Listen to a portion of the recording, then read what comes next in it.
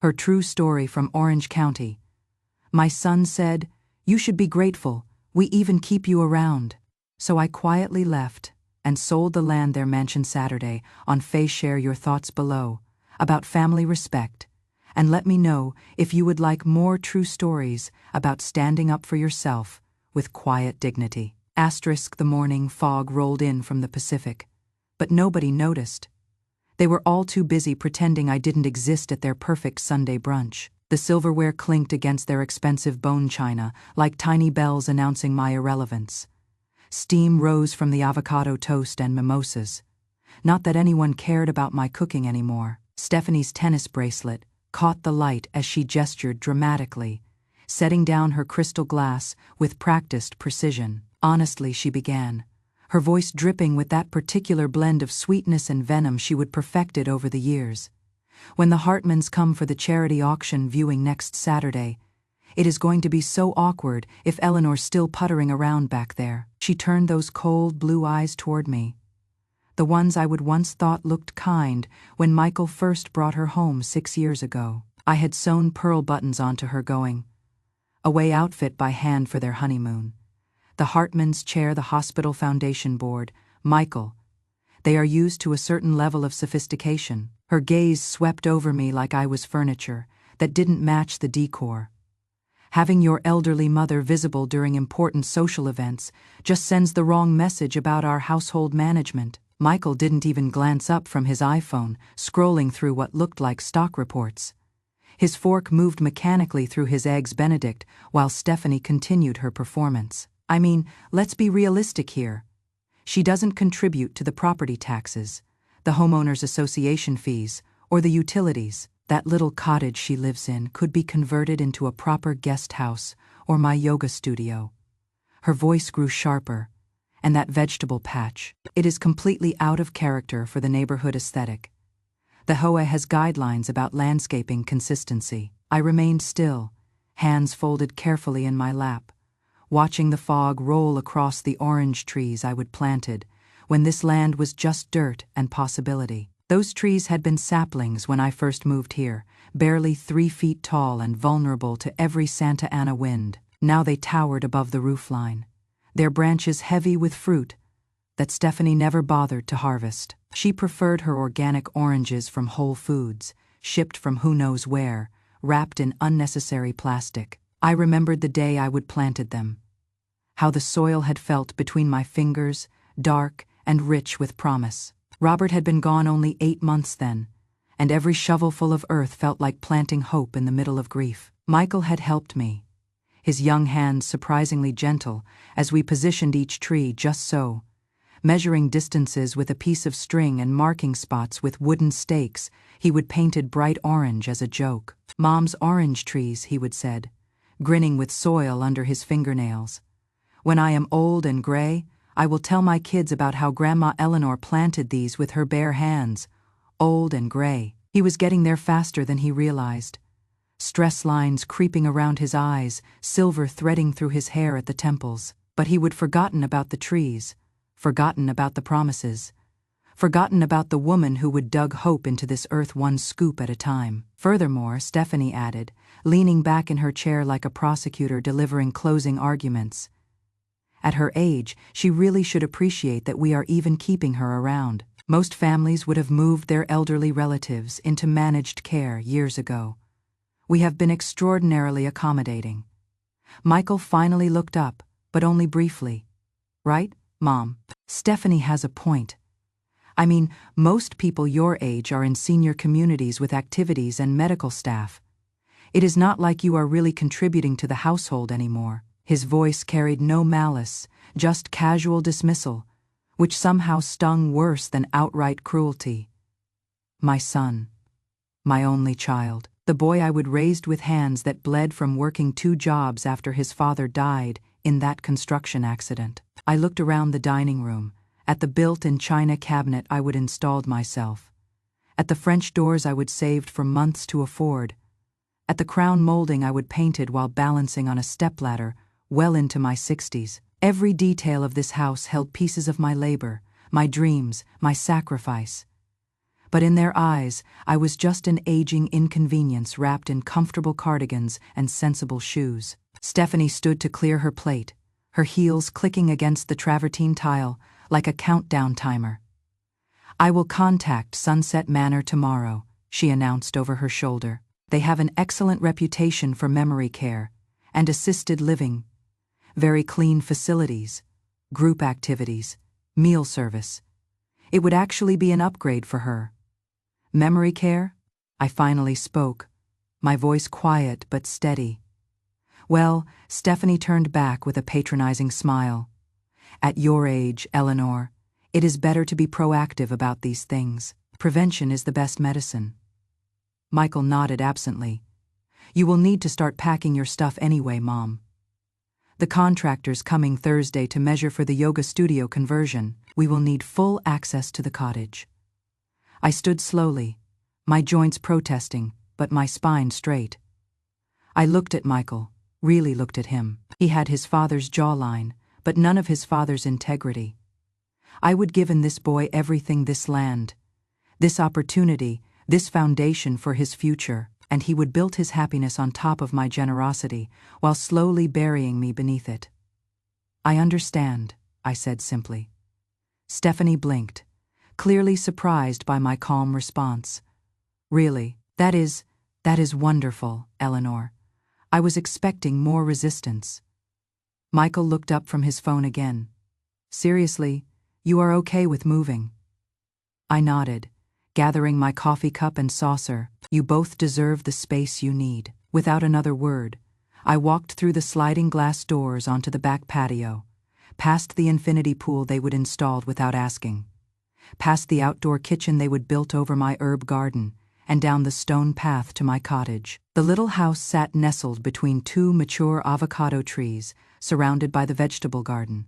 Stephanie found so aesthetically offensive. Tomatoes hung heavy on their vines, basil grew in neat rows, and marigolds bordered the entire plot like golden sentinels. It wasn't much compared to their 6,000-square-foot mansion, but it was mine, or so they thought. The cottage had been my sanctuary for 23 years. Every inch of it told stories they would never bothered to hear. The kitchen window, where I would watched seasons change, where I would seen Michael propose to Stephanie beneath the pepper tree on a spring evening when the air smelled of jasmine and new beginnings. The reading nook where I would spend countless hours with mystery novels and cups of chamomile tea, watching hummingbirds dart between the flowering vines I would trained up the pergola Robert, built in his final summer. The bedroom where I would weathered pneumonia 2 winters ago, alone because Michael and Stephanie had been on vacation in Cabo San Lucas, posting photos of sunset dinners, while I would shivered under quilts my grandmother had made by hand. I would called Michael once that week, my voice raspy with fever, but he would been distracted. Restaurant noise in the background, promising to check on me later.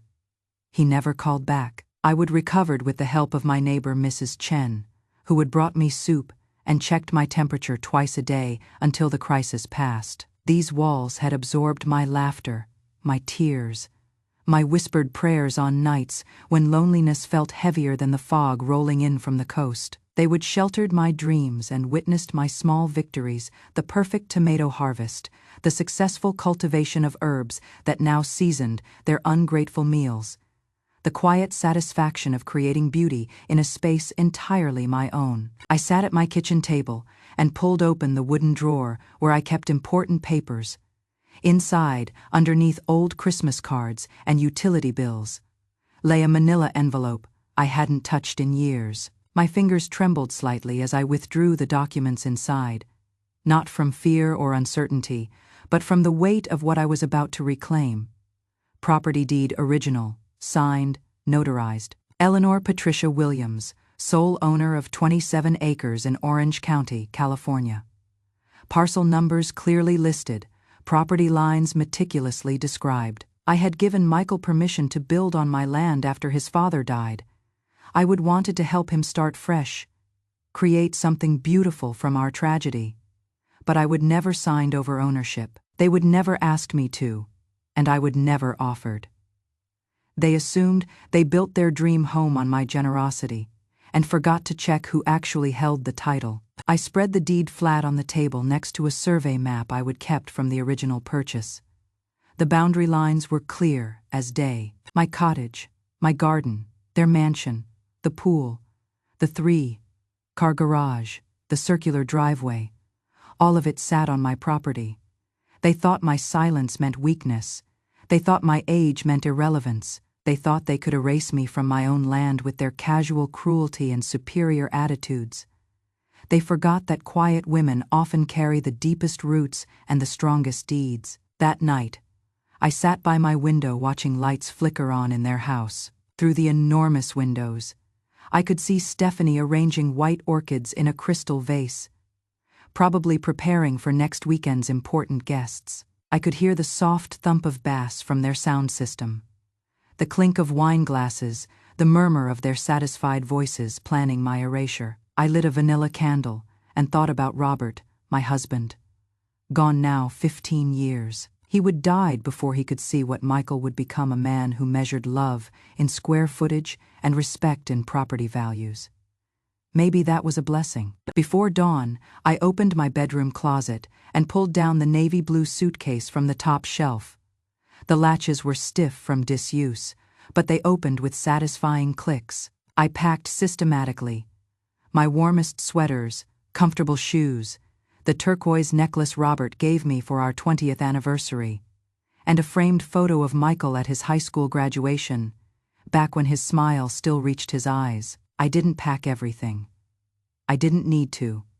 Where I was going, I could buy new things that belonged only to me. Things no one could take away or dismiss as inconvenient. The morning air smelled of jasmine and ocean salt as I walked through my garden, one final time. I knelt beside the tomato plants and whispered a quiet thank you to the soil that had fed both my body and my soul for so many years. Then I stood, locked my cottage door, and walked to the main road where a taxi waited. I would called it the night before, using a different name, Mrs. Patricia Collins. A small deception from my teaching days when I would use my middle name for substitute assignments. As we drove away, I turned once to see both houses in the rearview mirror. My humble cottage and their palatial monument to success, sitting side by side like a lesson in perspective. Neither of them understood yet, but they would. The hotel near Lax was modest but clean, with a view of planes taking off into endless sky. I sat at the small desk with the deed spread before me, running my fingers over my signature from 23 years ago. Eleanor Patricia Williams, still valid, still mine. At 9 in the morning, I called Daniel Morrison, Robert's old friend from the teachers' union, who would become a real estate attorney.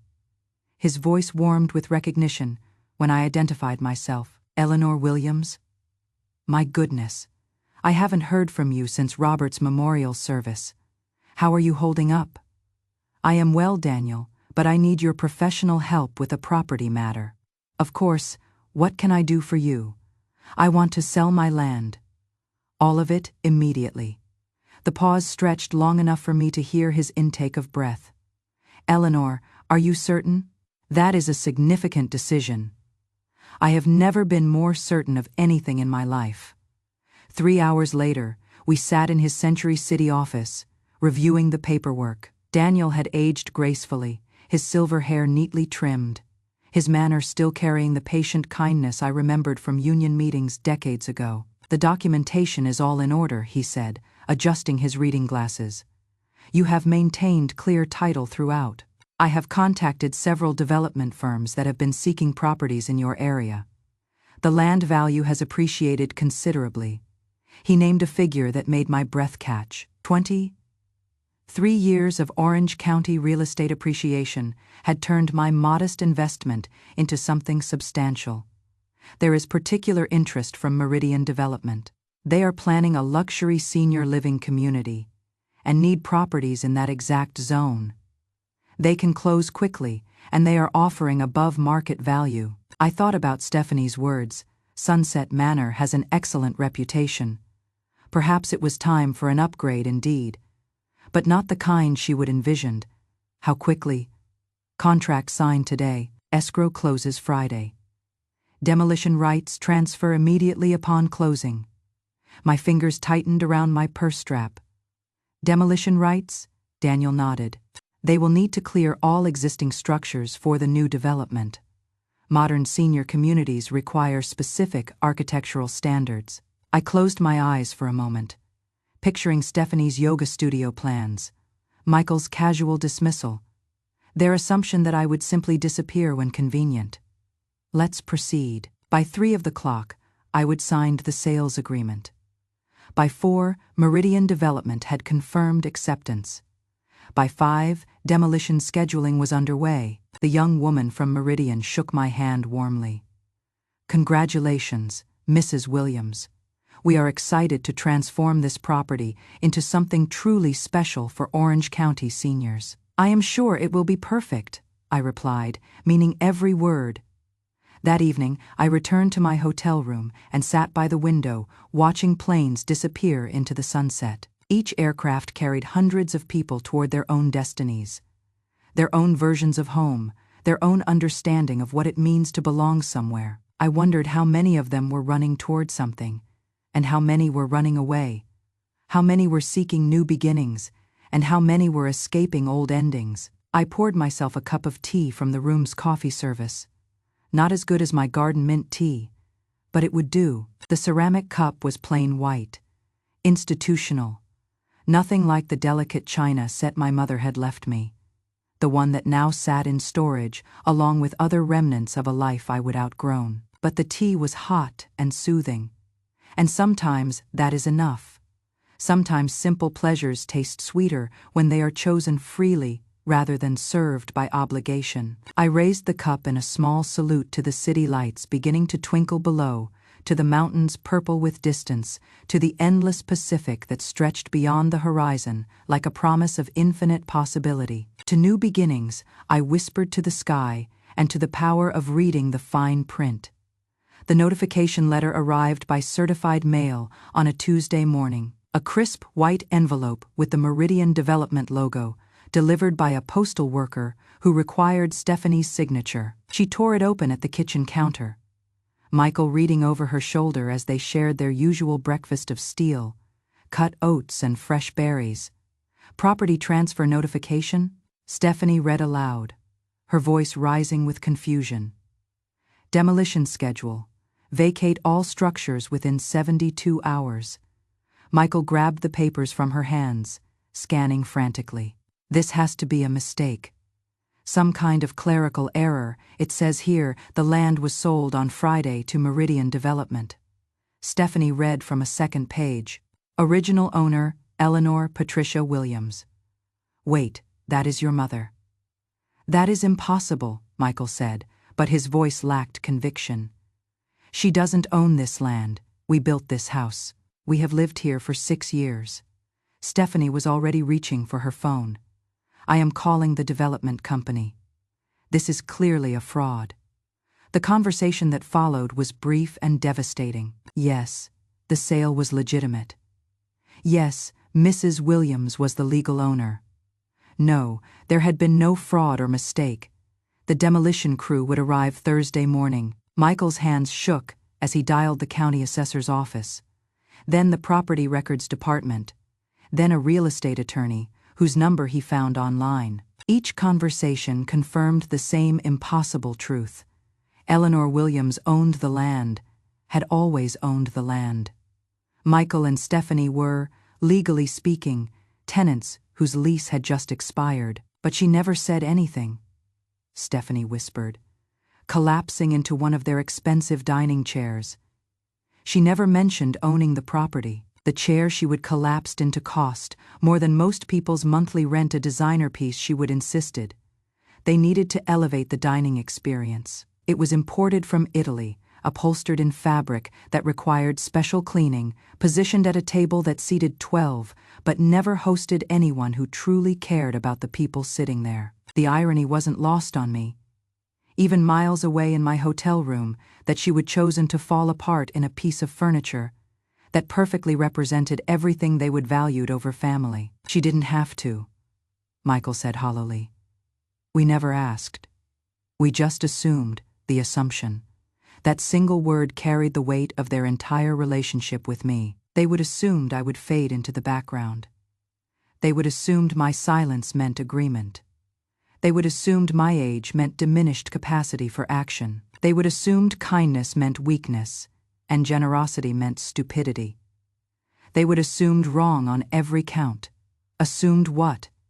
That she would given it to you? Yes, no, I don't know. Michael's voice cracked like an adolescent's raw with panic. She said I could build here. She wanted to help after Dad died, I thought. I thought it was understood. I wondered if he remembered the conversation differently than I did. In my memory, I would been careful with my words. You can build here, Michael. Make this place your home. Build here. Not this is yours now. Not I am signing the land over to you. Build here, like a guest being offered a room. Not an heir being handed a kingdom, but perhaps he would heard what he needed to hear. Just as they would seen what they needed to see ever since. A convenient old woman, a built-in caretaker, a problem that would eventually solve itself through natural attrition. Stephanie's face had gone pale beneath her usual makeup. Do you realize what this means? We have put $300,000 into renovations. The pool, the kitchen, the master suite addition. 300,000, the number hung in the air like an accusation. I thought about my fixed income. The careful budgeting that had allowed me to live simply and save wisely. I thought about the designer fixtures they would install without consulting me. The landscape changes that had disrupted my garden's natural ecosystem. The parties that had trampled my herb pathways and left trash in my flower beds. They would spend my husband's life insurance money and my teacher's pension several times over on improvements to land they didn't own, never once considering that perhaps the actual owner might have preferences about how her property was used. All on land we don't own. Michael finished. The reality finally penetrating the carefully constructed illusion they would been living in for 6 years. That afternoon, my phone rang 12 times. I watched it buzz on the coffee table of my hotel suite. Michael's name lighting up the screen like a distress signal. I didn't answer. Not yet. The messages began arriving an hour later. Mom, please call me. There has been some kind of mistake with the property records. Mom, this is urgent. We need to talk about the house. Eleanor. It is Stephanie.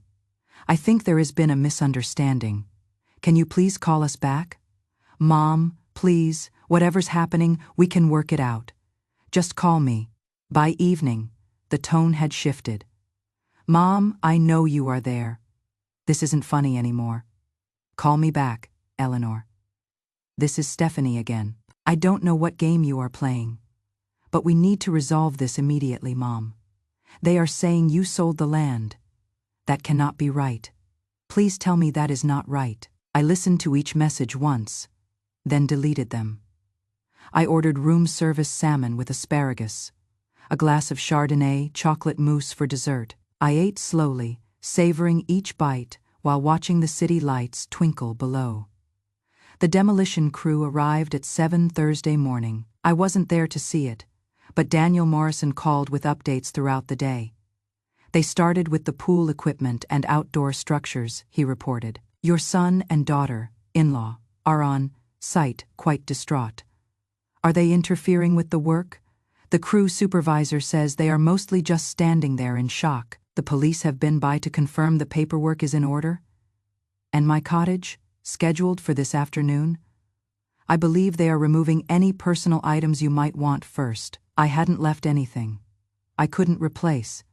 The important things, my memories, my dignity, my newfound peace I would carried with me.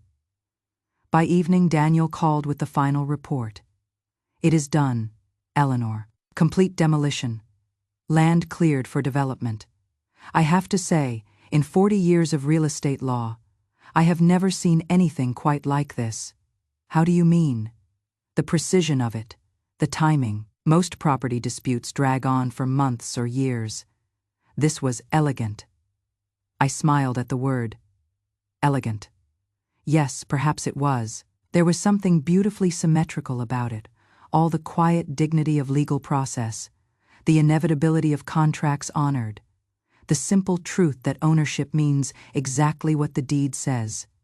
It means regardless of assumptions or entitlement. Daniel continued, his voice carrying a note of professional admiration. The development crew said your son and daughter-in-law stood there for hours, just watching. They didn't interfere, didn't protest to the workers, just witnessed it all happening. I could picture them. Michael in his expensive polo shirt and Stephanie in whatever designer athletic wear she would chosen for the apocalypse, standing on what used to be their manicured lawn, watching their carefully curated life disappear one truckload at a time. Part of me felt sorry for them, not for their loss, but for their inability to understand how they would caused it.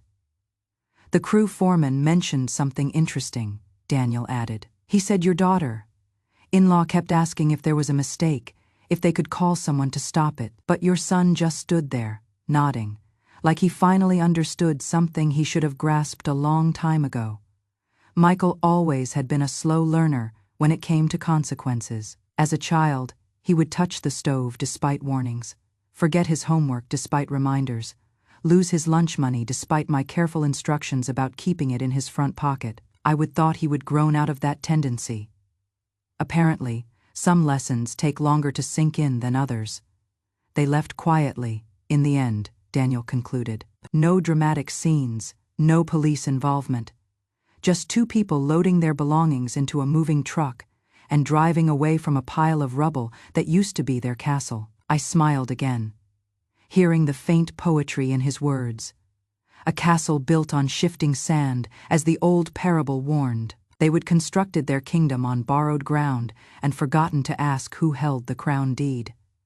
Michael found my hotel on Friday morning. I don't know how, perhaps the taxi company kept records, or maybe he would simply called every hotel near the airport until someone confirmed my reservation. The desk clerk had probably been charmed by his distressed son routine, the same one he would use to get extensions on school projects and sympathy from teachers when he would forgotten to study for exams. I was in the lobby reading the Los Angeles Times when he appeared, disheveled and desperate, his usually perfect hair uncombed, his designer shirt wrinkled and stained with what looked like coffee or tears. The contrast was striking. He looked like a man who would spent the night sleeping in his car, while I sat composed in my navy blazer and pearls, looking like exactly what I was. A woman who owned her own destiny and paid her own bills. "Mom," he said, approaching my chair like a supplicant. "Thank God I found you." The relief in his voice was palpable, as if finding me could somehow undo the legal documents already filed. The contracts already executed, the bulldozers already finished with their work. He still believed, somewhere in the depths of his panic, that I might wave a magic wand and restore his lost kingdom. I folded my newspaper carefully, creasing the edges with the same precision I would used to fold his school clothes for 20 years, and looked at him with calm curiosity. "Hello, Michael. You have to stop this, please." His voice cracked like a teenager's, high and desperate. "Whatever we did, whatever we said, I am sorry. We are sorry. But you cannot just destroy our home. Our home. Even now, even after the lawyers and the paperwork and the demolition crews, he still couldn't bring himself to acknowledge the fundamental truth. It had never been his home. He would been a guest who had forgotten to say thank you, a visitor who had overstayed his welcome and then complained about the accommodations. "I didn't destroy anything," I replied, my voice steady as morning fog. "I sold my property to people who planned to use it wisely." The distinction seemed to confuse him. He blinked rapidly, processing the implications of my words. Property. My property. Not our land. Not the family home. But my property that I would owned and managed, and ultimately disposed of as I saw fit. "Your property?" His voice broke completely now, cracking like old wood under pressure. "But you gave it to me. You said I could build there." The misunderstanding was so complete, so fundamental, that I almost felt sorry for him. Almost. But sympathy was a luxury I would run out of somewhere between freeloader And you should be grateful we even keep you around. I said you could build. I never said I was giving you the land. The words hung between us like a revelation, simple and devastating. Permission to build is not the same as ownership. Permission to stay is not the same as belonging. Permission to exist in someone's space is not the same as having a right to that space. He sank into the chair across from me, elbows on his knees, head in his hands like a man studying the wreckage of his own assumptions. We have lost everything, Mom. 300,000 in improvements. Gone. The mortgage, the loans.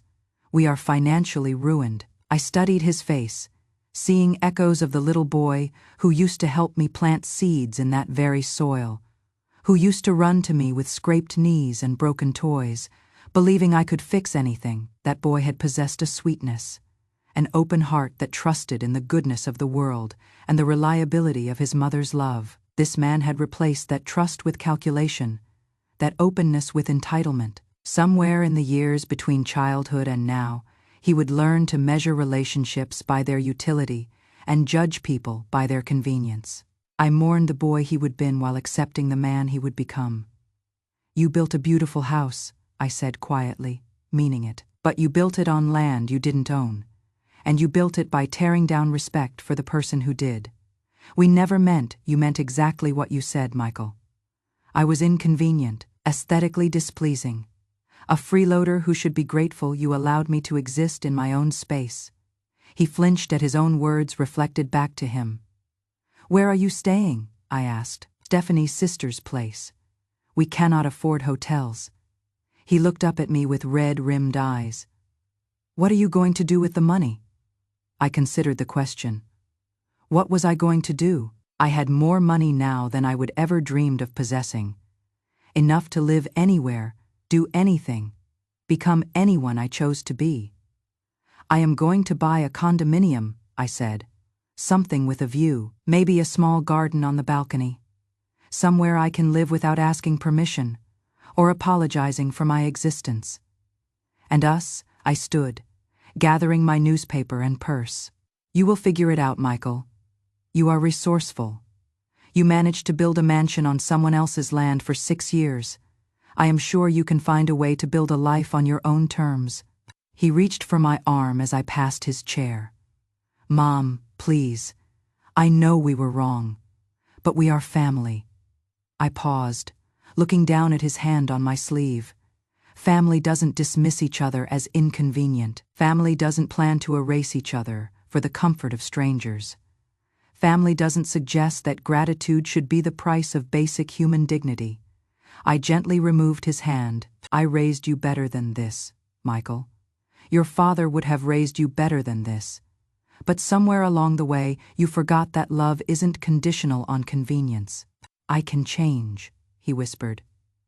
We both can. I hope you do, I said sincerely. But you will need to do it without using me as your safety net. I walked toward the elevator, my footsteps soft on the marble floor. Behind me, I heard him call my name once more. But I didn't turn around. Some distances can only be crossed by the person who created them.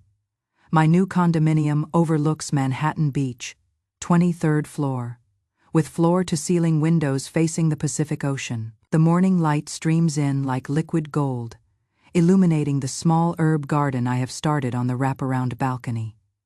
The basil is already thriving. I take my coffee outside each morning and watch the waves roll in with their ancient rhythm. The air tastes of salt and possibility. Sometimes dolphins surface in the distance, their sleek forms cutting through the water with effortless grace. I have furnished the place simply but beautifully. A comfortable reading chair by the window, a small dining table where I eat breakfast while watching the sunrise, bookshelves filled with novels I never had time to read when I was too busy taking care of everyone else.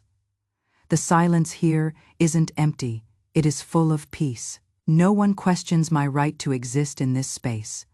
No one suggests improvements to my lifestyle or critiques my aesthetic choices. No one treats my age like an inconvenience or my presence like charity.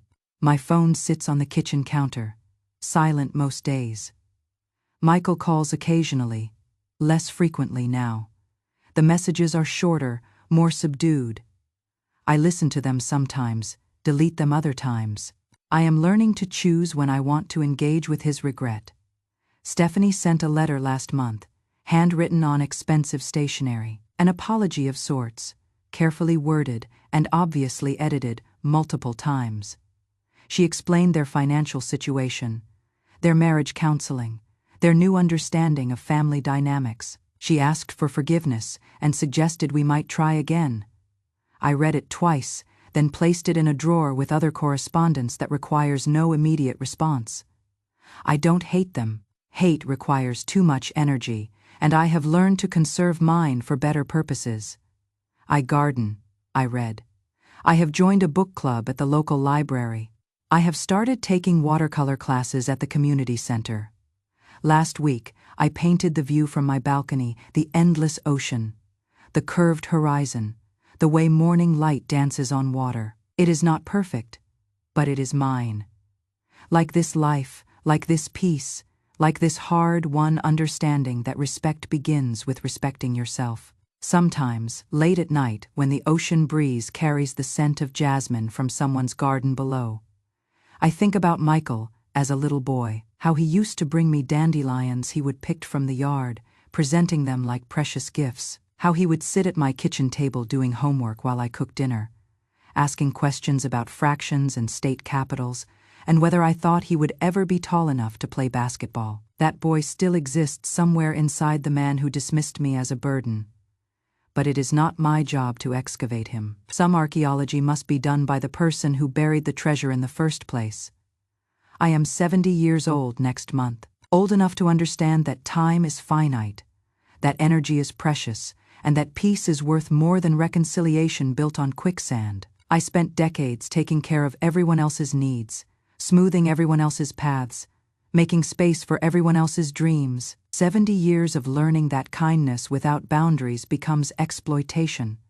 70 years of discovering that some people will take everything you offer and then complain about the wrapping paper. 70 years of understanding that family isn't defined by blood or marriage certificates, but by how people treat you when they think no one is watching. I would have been a daughter who would cared for aging parents without complaint, a wife who would supported her husband through career changes and health scares, a mother who would sacrificed sleep, money, and personal ambitions to ensure my child had every opportunity, a teacher who would spend her own money on classroom supplies and stayed late to tutor struggling students, a neighbor who would watered plants and collected mail for travelers, baked casseroles for families in crisis, and never asked for anything in return. I would have been generous to the point of invisibility, accommodating to the point of erasure. I would smiled when I wanted to scream, agreed when I wanted to argue, and stayed quiet when I should have spoken up.